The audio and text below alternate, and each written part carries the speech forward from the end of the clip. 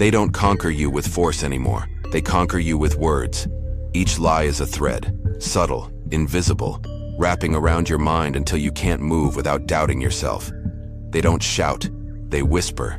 They use your kindness, your loyalty, your empathy, and they turn them into chains. Manipulators are not loud villains. They are calm architects of doubt. They feed on your emotional reaction, on your need to be understood, on your fear of being seen as cruel. Every time you justify their behavior, every time you say, maybe they didn't mean it, you surrender another inch of your power. This is how ordinary people become prisoners inside their own thoughts. But the Stoics knew this game long before it had a name. They built walls not of stone, but of perception. They learned that no lie can control a man who governs his own mind. So this isn't about revenge. It's about regaining sovereignty, the art of being unshakable in a world built to deceive. Because once you master yourself, no one can master you. You've met them before. The kind of person who speaks softly, but their words linger like smoke. They seem harmless, kind even. They say the right things, at the right time, with the right tone. And that's exactly why you didn't see it coming. At first, you thought it was you. Maybe you were too sensitive, too reactive. They told you that you always overthink, that you should just relax. And so, you did. You silenced yourself to keep the peace. You apologized just to end the argument. You began to question your memory, your judgment, your instincts. They made you feel small, without ever raising their voice. And somewhere along the way, you stopped trusting your own perception of reality. That's what manipulation does.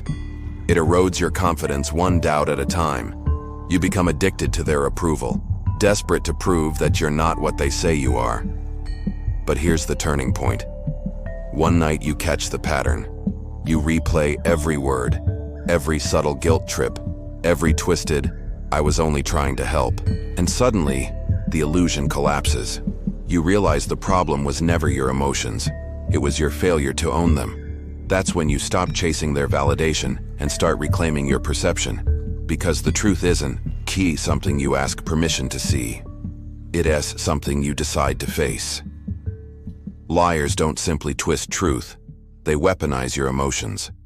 They win not because they're clever, but because you react. They pull invisible strings of guilt, pity, and confusion until you dance to their rhythm. This is why Stoicism is not passive philosophy.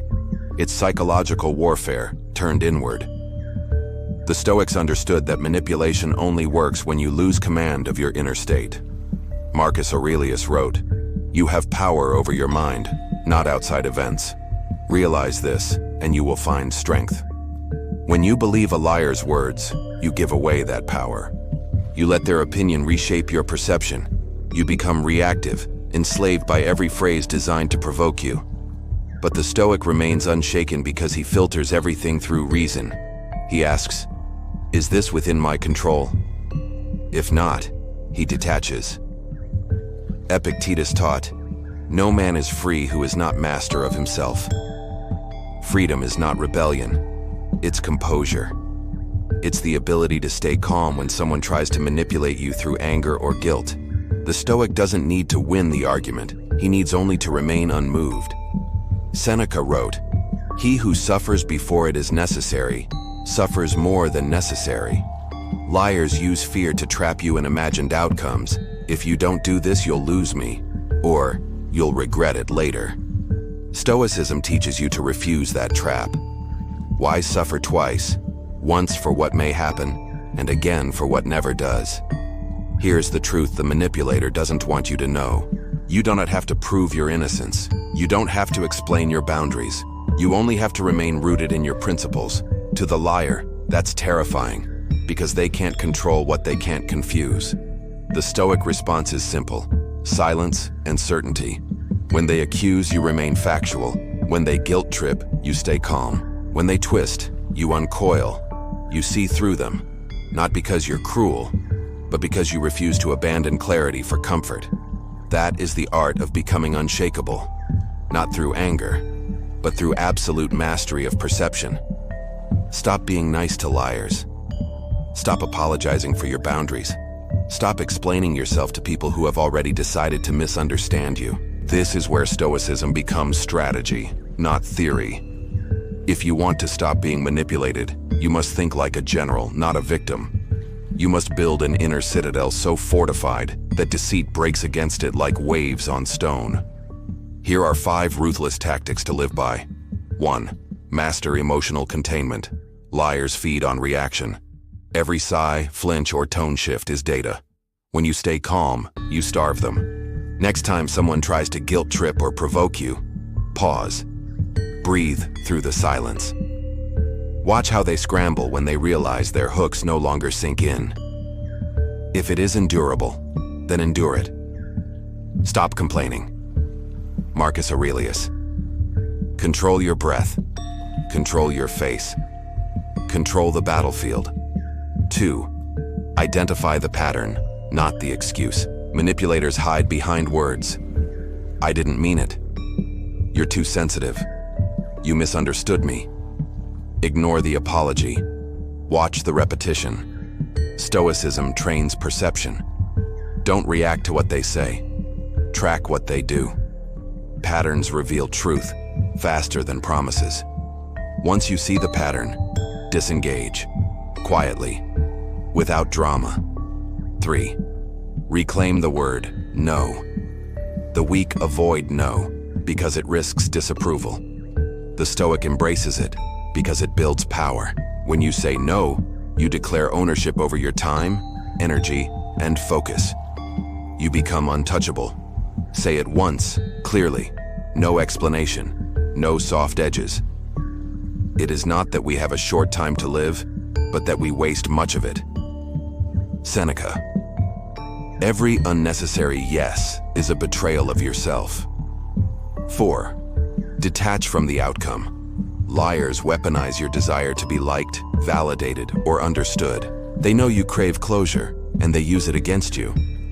The Stoic cuts this need at the root.